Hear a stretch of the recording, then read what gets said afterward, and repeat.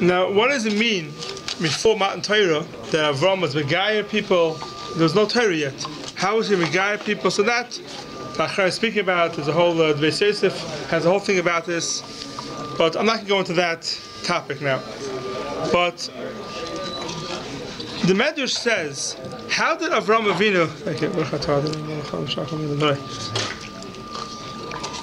How did Avram Avinu be Mekar of the people? What Avram Avinu basically did was he took people who didn't know Hashem existed, and he showed them that Hashem exists. That's what he did basically. That's what Avram Avinu was mefarsim, that Hashem is the creator of the world. That's what Avram Avinu did. And how do you do it? So last year we spoke Barichis about Amunah Hashem, if you have to prove it or not. I don't want to get into that this year. We'll leave that maybe for a different time. But the Medrash says, how did Avram Avinu get people to believe in Hashem? What was his mahalach? If you have a choice, if you have in front of you, if someone asks you a question, what's the best way to go ahead and get someone to believe in Hashem? Food. So most people think the best way is explain to him. You try to explain it to him. Avram Avinu's mahalach says in Medrash was he built a tent. There were 4 doors in the tent. You could come in from any side that you wanted, and he gave them a piece of kugel. That's what he did. He gave them food. That's right in the Medrash. And after the ate, he says, you know who gave it to you? And he said, who? I said, Hashem, make a bracha. And that's how he was Mekar of people. So you see that Avram Avinu is Mahalach, and Avram Avinu was very successful. Probably the biggest person in Kiruv from the Yom, from the Sheish Mei Bereshis, was probably Avram Avinu, who was probably Mekar of the most people to Hashem than anybody else. And that's how he did it. And he did it through Eichel. Yeah. Question. So, were they impressed because of his success? In other words, they came into his home, they saw how successful he was and how wealthy he was, and he said it was due to Hashem, so that's what drew them? Or was it his personal midas themselves that they saw? So it says they gave them to eat, and when they were full, he said to them, so where are you full from? Where did it come from? It's not from me. Yeah. And that's how he got them to know. It doesn't say they were impressed by his midas, his chesed. Yeah, it doesn't say that. It says that he after he was nice to them. When you're nice to a person, they listen to you. That's Masha from the Medrash. When you're nice to the person, then they listen to you. If you come to argue with a person, then usually they don't listen to you. So you see from what brought them was food. What brought them was food, yeah. What brought them was food. I'll tell you a story that I had many, many years ago, which is a lesson that I learned for life. I was in Russia, 1990, I was in Russia. And I was with an organization, and that organization, what they did was, they would rent a dacha, it was called, like a little hotel. I don't know if you could, in America probably called, a slum, but in Russia it was called hotel. And they would advertise it. They would bring in a bunch of people from the States to come for a month, and the Russians who were fry would come in, and they got free hotel for a month, and we'd work with them to get them to become more from. So I remember there was one family there, husband and wife and 2 boys. Could be they had a younger girl also, I don't remember. They had 2 boys, like 9 and 11, something like that. And I was given the job to learn with the father. The mother, the wife, she had just come. She was part of a church, and she was trying things out. I figured it was a free hotel for a month. I come try it out. I sat down with the father, the husband, and I started teaching him Aleph, Beis. By the time he got to Hey, he was tired of sleep. What? He was tired of sleep. Oh, sleep. He was sleeping. It happens to me a lot of times in my shiur. People fall asleep while I'm speaking, but I got my lesson then. I was still a bacher, and I got to Hey, and the guy was tired of sleep. So I waited for him to get up. He jumped up and started again, Aleph, Beis, and I said to myself, I'm wasting my time with this guy. We're not going to get anywhere. But I was there, and I tried to work with him. This was on Thursday. On Friday, the next day, it was Erev Shabbos. So we asked somebody, a bunch of Bachrim, we asked somebody if there's a place to go, like a lake somewhere, then we go to the mikveh for Shabbos. So they told us behind that dacha, there was a big steep hill, like over 100 steps down. And over there, when you come to the bottom there, you'll see there's a little lake. So we went down there, me and a bunch of friends, we went down there. And we went to the mikveh before Shabbos. And we came out and we were like, as they say, chilling. We're having a good time. So I was lying down, I remember with like a towel under my head, taking a suntan. And all of a sudden I see behind me, this guy and his wife and his kids, they came down those 100 steps and they were watching us. So, you know, when you're there officially as rabbis to be a mekarev people, so you don't want people to see you doing these type of things, you know, lying on the beach, taking a suntan. So we jumped up and I turned out, I started apologizing to them. I said, no, continue doing what you do, continue. So we started schmoozing with them and we walked up those 100 steps with them, we were schmoozing with them. And the guy came over to me on Shabbos. Maybe it was a few weeks later. I remember, maybe it was towards the end. He says to me, I want you to know, what got me to become frum was when I met you guys down there, and you were having a good time, and I saw the way you have a good time. That's what made me decide to become frum. That's what the guy told me. Within a month, him and his whole family moved out to Israel. A year later, he called us up. His son made a siyum Masechta. His son made a siyum Masechta. I was waiting by the kids' chasanas. These boys, who were there 9 and 11, I think they're already married. You never could tell that their parents at one time weren't from. You could never tell. We get together on Purim sometimes. These people, the kids, are 100% from. You could not even tell. Because he went to the mikveh. Yeah, it could be. So one lesson I learned, that in order to connect to somebody, the way you connect to somebody is through, it's not philosophical. You connect to the person, and then they see that you're normal, they can talk to you, and then they talk to you. So it became a big shiloh now, that I think this Shabbos, they have the Shabbos of inviting over not from guests to your house for Shabbos. There's a big tumult in the Paiskim. If I'm going to say it very bluntly, but is it mutter to invite a Friday Yid to your house Friday night for the Suda or not? It may be also because he's going to drive. That's a big shiloh in the Paiskim. If you're allowed to invite somebody over to your house, because we're talking about a case where you know he has to drive, or for sure he's going to drive, are you allowed to invite somebody over? That became a big tumult in the Paiskim. Now, I did hear from somebody who's into Kiruv, and he told me that why is it so important? And he says because what someone can accomplish by Friday night Suda to be mekarev somebody, you can't accomplish any other time during the week or any other time during the year.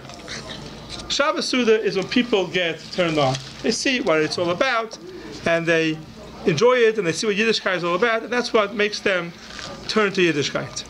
So the question is, so what do you do? If it's such an important time, so what do you do? I'll share with you a word. I said it here once before. How important the Suda Shabbos is that it says we say Friday night, V'shama b'nei Yisrael Shabbos, last Yisrael Shabbos. You watch the Shabbos, last Yisrael Shabbos to make the Shabbos. What does it mean, last Yisrael Shabbos to make the Shabbos? We watch the Shabbos to make the Shabbos. What does it mean? What do those words mean? V'shamru b'nei Yisrael Shabbos, last Yisrael Shabbos to make the Shabbos. What does it mean to make the Shabbos? So there's a lot of different pshatim in it. So the Ben Yoda, the Ben Ishchai, says a beautiful pshat. He says there's a story in the Gemara of one in Tanoim that a Keser came to him and he ate for him Shabbos, and the food was delicious. And he asked him, what's the ingredients? Yeah, how do you make it so good? So he says we have a certain tavlin yeshlon, a certain spice. The Shabbos shemoy. The Shabbos is its name. So he came back and he wants that tavlin Shabbos, and he says, I'll tell you the truth, the tavlin Shabbos only comes to Yidden. You watch Shabbos, then you have the spice. And if you're not Jewish, you can't have that tavlin Shabbos. So says the Ben Yoda that if someone's not a Shomer Shabbos, someone's going to keep Shabbos, he's going to make Shabbos, he's going to make Shalom Shabbos, but he's not a Shomer Shabbos. He doesn't watch Shabbos. He's a friar person, and he's not Shomer Shabbos. But he's going to make Kiddush, he'll have a Suda. He says he'll never be toyim the tavlin that's called Shabbos. That we have a certain geschmack, a certain feeling when we eat a Suda Shabbos, Says the Ben Ish Chai, it's only because we are Shomer Shabbos. So you have somebody who's not a Shomer Shabbos who will do the same thing as us. He'll cook the same food as us. But he won't have that geschmack, that time of Shabbos. Why? Because it's not Shomer Shabbos. So he says, V'shamru b'nei Yisrael as a Shabbos. Klal Yisrael watches the Shabbos, Shomer Shabbos. Lasso is to make Es HaShabbos, that means the spice that's called Shabbos. Lasso is a Shabbos to make that spice that's called Shabbos. Because you can't have it if you're not a Shomer Shabbos. That's what he says. And then he goes on, he has a very interesting story. It could be I mentioned it once before.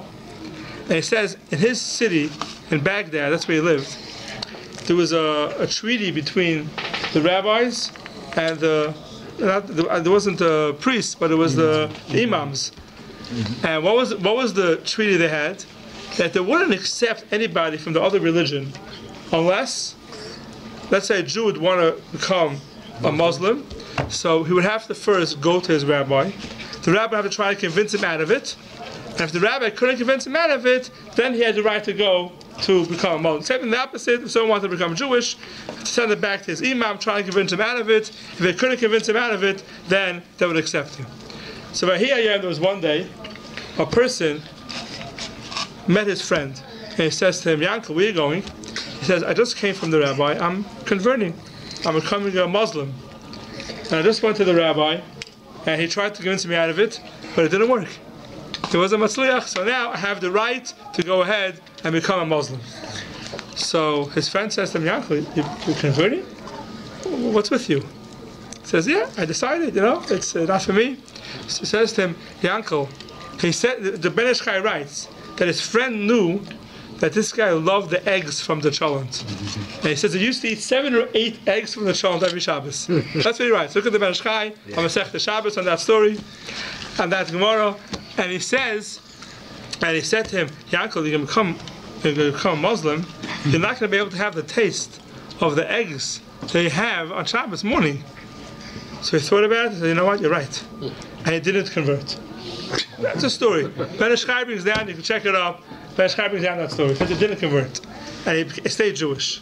Sometimes the time that a person tastes in certain things and the feeling that a person tastes, whether it's through food, whether it's through davening, whatever it is, that you won't have when it becomes not from, that thing you can't replace, and that keeps a person toward Yiddishkeit. You have stories all the time.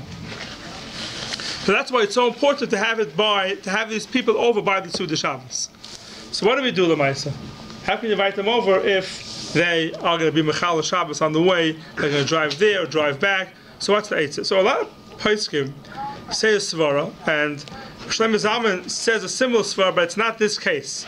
And I think people compare it, and I think it's a little bit of a mistake. But Shlomo Zalman has a similar Shaila. He says, what happens if you have over by your house or in your office a Friar Yid, a person who's not from, and if you're going to offer him a drink, what's going to happen is he's not going to make a bracha. He's going to drink without a bracha. So maybe you shouldn't give him the drink, because you're being evil like sit and mikshol. If you're going to put in front of him a mikshol, he's going to end up drinking without a bracha. So maybe you should not allow to give him a drink.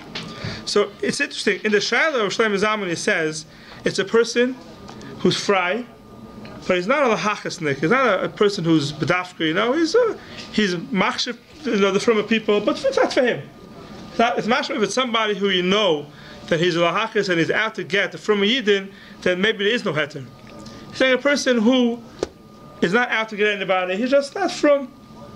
And now he's going to come to your house or to your office. He's going to sit down. You're not going to offer him a drink.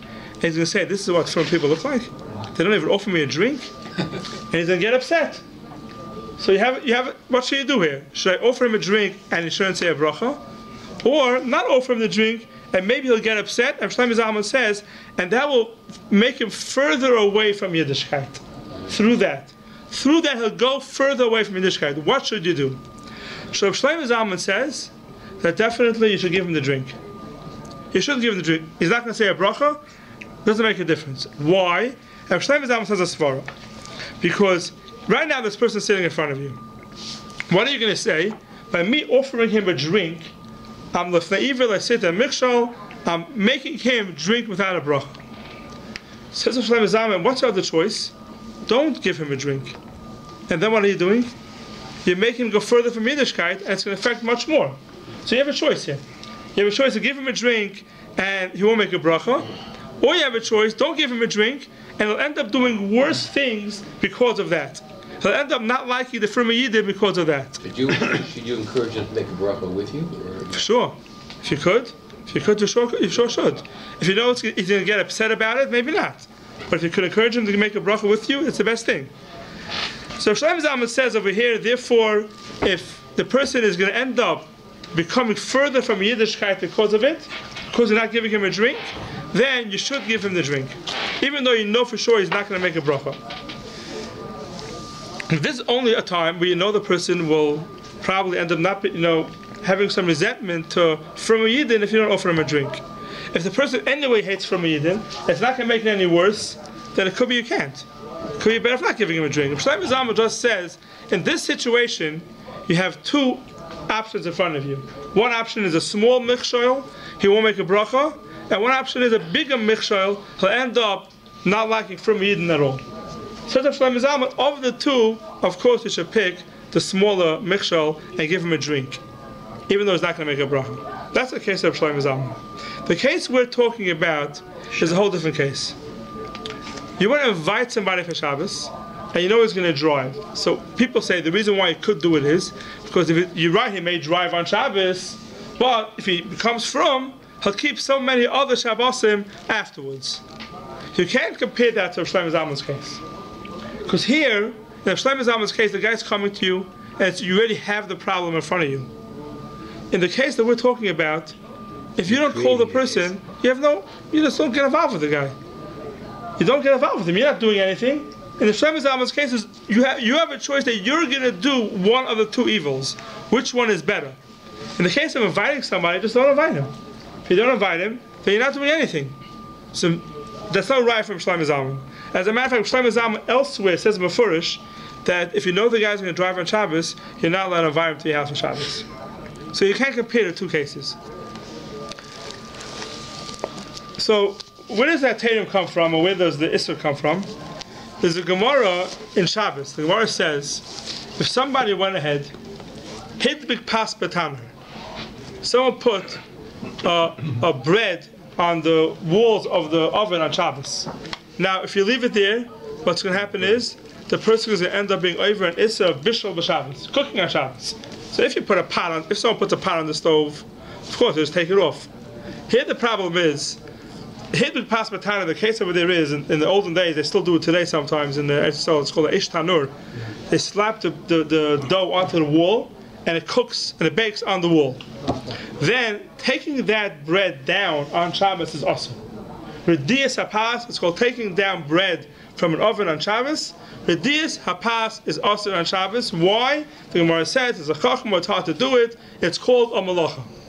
So if someone by mistake put his bread in, stuck it onto the wall before Shabbos, and then he forgot to take it down. Come Shabbos, he wants to take it down. The halacha is you're not allowed to take it down. That's called Rudiyas Hapas, taking down the bread. By also San Nageya, it's in the oven. There's no malacha of pulling something out of the oven. But if someone went ahead and he put this bread on the wall on Shabbos, if you're going to leave it there, he's going to be over at Issa D'Oraisa. So what's the halacha? Am I allowed to go ahead and take down that bread on Shabbos? Because for me, it's only a small Issa. Issa D'Rabbanan. Total Issa taking down pas on Shabbos, Issa D'Rabbanan. Could I go ahead and take down the bread and Issa D'Rabbanan in order that my friend should not be over an Issa D'Oraisa of Bishul b'Shabbos? That's what the Gemara says. The same person do it. Even the same person. And if nobody took down the bread? The original person is not even Issa D'Oraisa. No. Oh, even if it burns to the point where it's not... Because it's cooking on Shabbos. One time it baked. Yeah, then at that point it baked. The fact that they left it there. So the Gemara says you're not allowed to take it down because you don't tell. Do you tell a person you do an aveira in order that your friend should gain off it? We don't say that. That means even though for you it's a small aveira, for your friend it's a big aveira, it doesn't make a difference. We don't tell a person do a small aveira in order that your friend should be saved from a bigger aveira. We don't say that. We don't do aveiros for somebody else. Even though you want to be you're from a person, and you care about this person so much, and you want to go ahead and do Lefnim Meshur Sadin, the answer is that no, you're doing wrong. You don't do an Avera. But the person himself, so does he do then the smaller Avera to So he can't do it. Also, he can't do it. So not even for himself. Not even for himself. Not even for himself. And for him, there's no difference if he leaves it or if he takes it out. It's the same Avera. No, if he takes it out, he won't be over. He won't be over to He the takes it out. If he takes it out, only said the Rabbanan. But if he's going to come ask a Shaila, if he's going to come ask a rabbi today, What do I do? I put it on, and now what should I do? Should I pull it down or should I leave it? The answer is going to be you should leave it. Even though you're going to end up becoming, because that's already done. That's already done. You already did the Isser. The putting it on is the Don't eat Isser. it. Huh? Leave it and don't eat it. Yeah, but over the Isser anyway. It's cooking on Shabbos, over the Isser. Not to eat it. If it falls down afterwards, you can't eat it.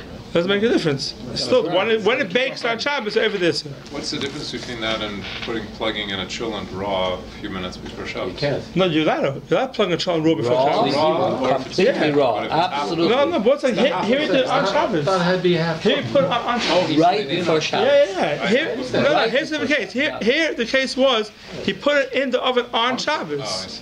see. Yeah. The guy he puts it in the oven on Shabbos. You can put a And cholent it, raw. before it bakes. Raw. You can put a cholent a second before Shabbos completely raw. Yeah. Yes. Yes. Before It had to be half raw. cooked. Kidru chayis you're allowed to. Sorry, what? Kidru chayis, if something is raw, Yeah. you're allowed to do it. There's a whole shot about that because it could be today. What's right before Shabbos? Where's a second before Shabbos? Yeah. What's the second before Shabbos? Before The Lech Benching? Yes. So then it's not right before Shabbos because Shabbos starts 20 minutes later. So Yeah, but then it's still not not Kidru chayis anymore. It's still the shaila is that if you're gonna Lemaisa come to today, mix it- most poskim will say you should not do it. There you go. There. Most you should not do, even though Kidru chayis is mutter. The question is when is the time that you're allowed to do it? When is the time you're allowed to do it? So therefore, you put something raw half hour before Shabbos. When it comes to Shabbos, it's already not Kidru chayis anymore. It's not raw anymore. It's already partially cooked. beans won't be cooked. It's impossible. It's partially cooked.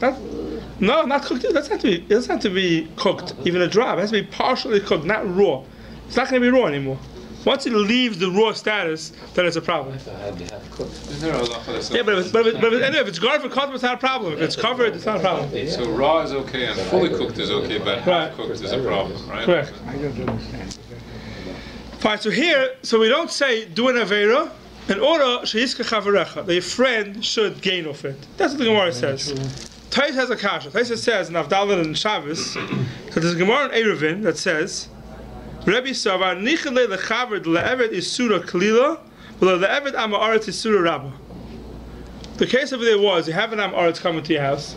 You know you're not in your house, and you know the amaretz is going to your house, and you left peiros, left fruit that didn't take off shumas and maisros.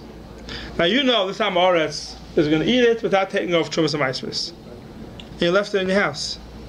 So what do?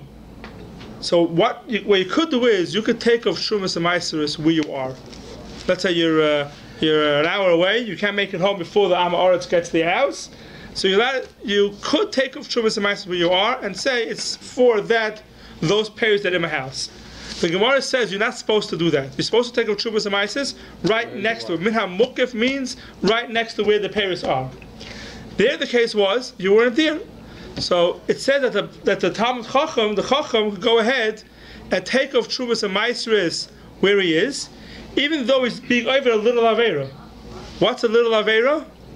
That it's not menamukiv, it's not next to the peiros. You're allowed to do that in order that the amaret shouldn't be over an isser, a bigger isser, an isser of eating peiros that are tevel. Is it an isser or is it a b'di'evet? It's called isser isura kalila, a small isser. Because there's lots of examples, I think, in the Gemara. Yeah, where that do took off. Yeah. Because of this, the Gemara says the one he do it for was left in his house, and people are going to eat it. And the Gemara says it's okay for a Talmud Chacham to do a small isser to save somebody from doing a big isser. So we have a steer here. We have a steer. One place it says you can't do any avera that your friend shouldn't do an avera, and then we have another place that Talmud Chacham would do an isser klila in order to save an amaretz from an isser rabba. Tais has 4 terutzim to answer the kasha. We're not going to go through all 4. The main teretz we're going to go through it, as it says, is that it depends.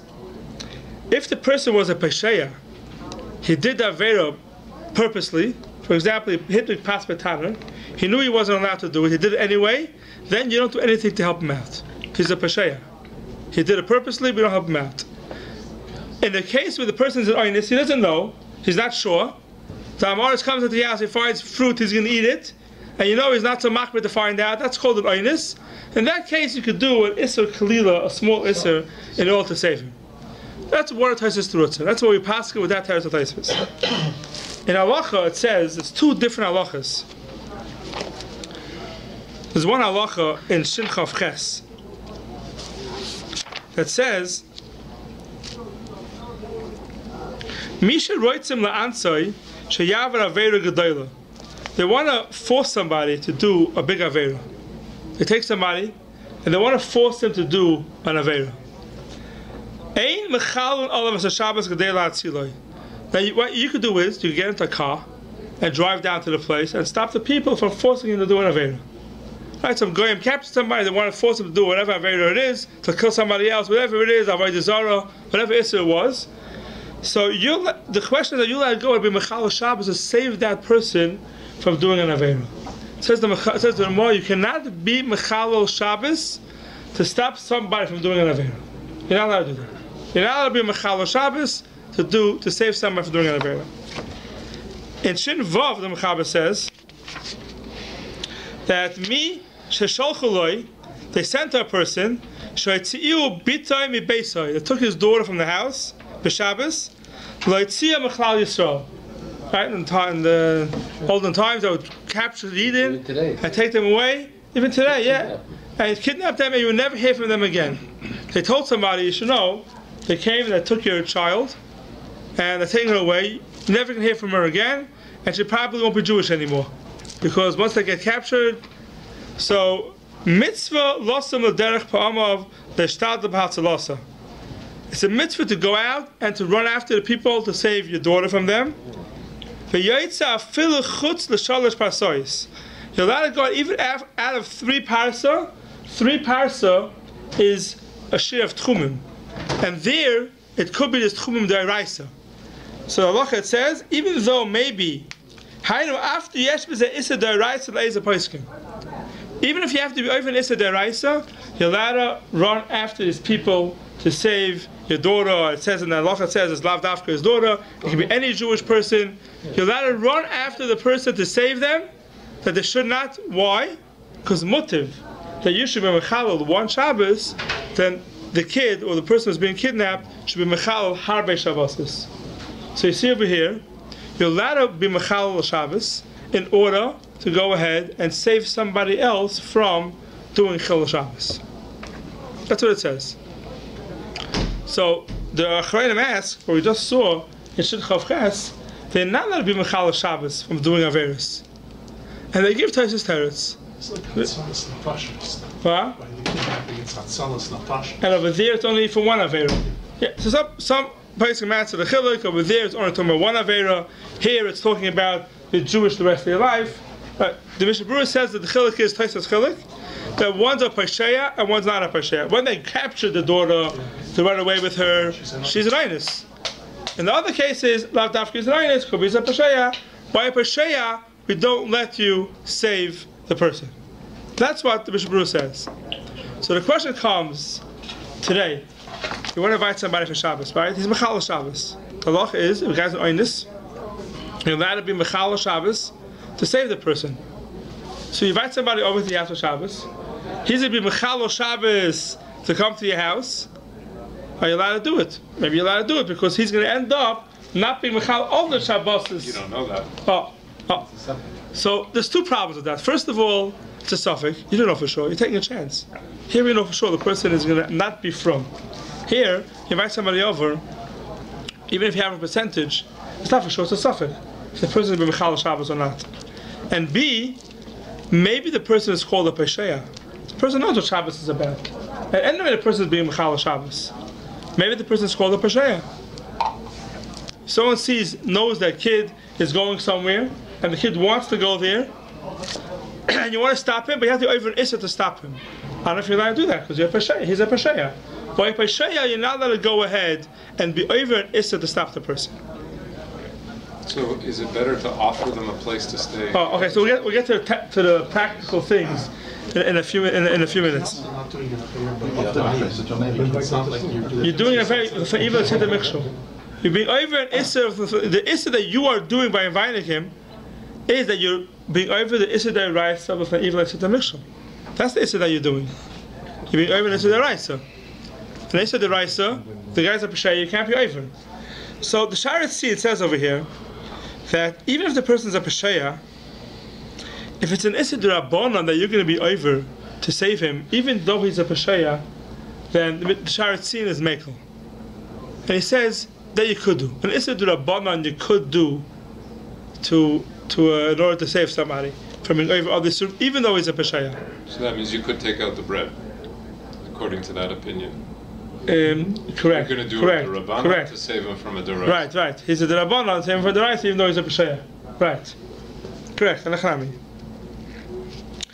But no, I'm sorry. But he says, he adds, because that's the first Gemara, you can't. Gemara says you can't do it. So the Sharet Tzin adds, and he says, Taisus says another teretz over there. We had a steamer, right, between the two Gemaras. Taisus says that by mitzvah rabbah, by a big mitzvah, maybe you could be able to save him to make him do a big mitzvah. So the Sharet Tzin puts it together. If it's a Rabbanan and it's a big mitzvah, then it could be Yemekah. But that taking down the pass is not called a mitzvah rabbah. So taking down the pass, it wouldn't be mutter. But he's talking about a case over here where a person is going to end up not being from the rest of their life. They captured the guy's daughter, so it's a mitzvah rabbah. So he says, even though the person is a pesheya, he could be mekel by an issur d'Rabbanan. Even though the person is a pesheya. That's what he says. So that means if you're going to be over an issur d'Rabbanan only, then maybe it's okay. You can save a person, you can help him. We're not going to get rid of the problem if it's only a suffix. Suffix, let's say we don't have the problem with suffix. Otherwise, you'll never be able to invite somebody over because it's always only a suffix. But let's put away the problem with suffix. If you only do an issur d'Rabbanan, then it could be you can invite the person over. Now, how am I only doing issur d'Rabbanan? How do you take care of that? So there's an answer. I was pushing Rabbi Miller this week. I said to him, people are going to invite people over for Shabbos. People do it. And you're not going to stop them. Whether it's right, whether it's wrong, place can give this heter. And I do find a lot that when they gave this shaila of inviting people over that they're going to be Mechal Shabbos to come to you, it depends who you speak to. The poskim that are involved in Kiruv, they find a way to be maturit. The poskim that are not involved in Kiruv, most of them maturit. Most of them maturit. The Shevet Levi, Vosna, says before, they ask him the question, can I invite somebody to my house for a night for the Suda? I know he's going to drive. He says, Osir.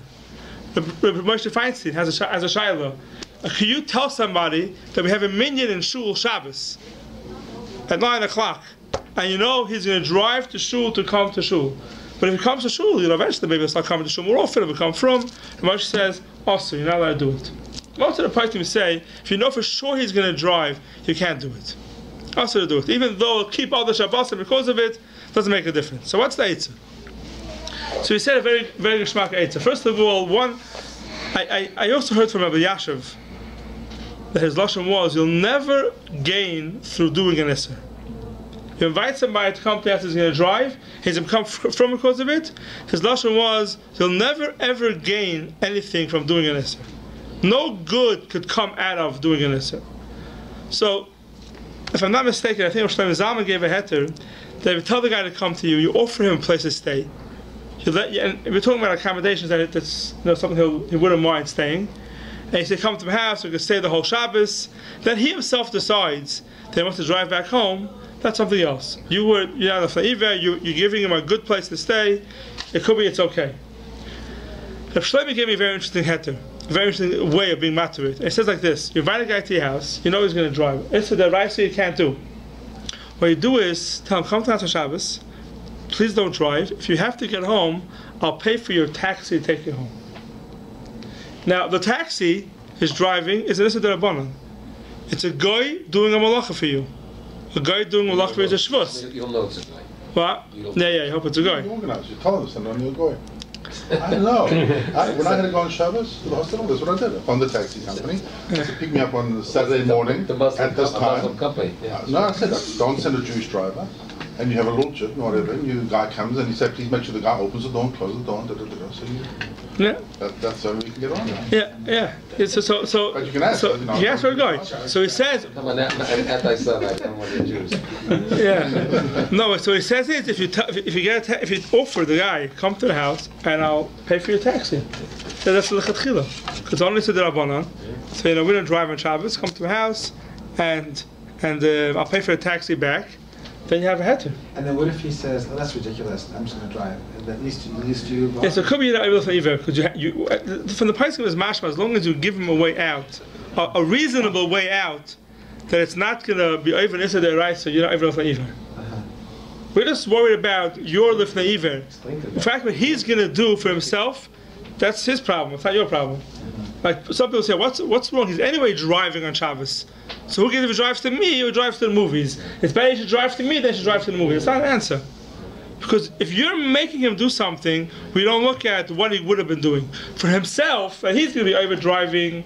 You're not over for either, let's say, for example, you offer him a place to stay, he's going to drive. You don't have to worry about that. Because for that, maybe you could say, he's going to drive anyway, so let him drive at least to me. But for your Lifnei Iver, you have to do it in a way that he doesn't have to be over an Isser on Shabbos. So offering a taxi home, which is a very normal thing, which is not a crazy thing, then maybe not even Lifnei Iver if you do that. What if he takes your offer?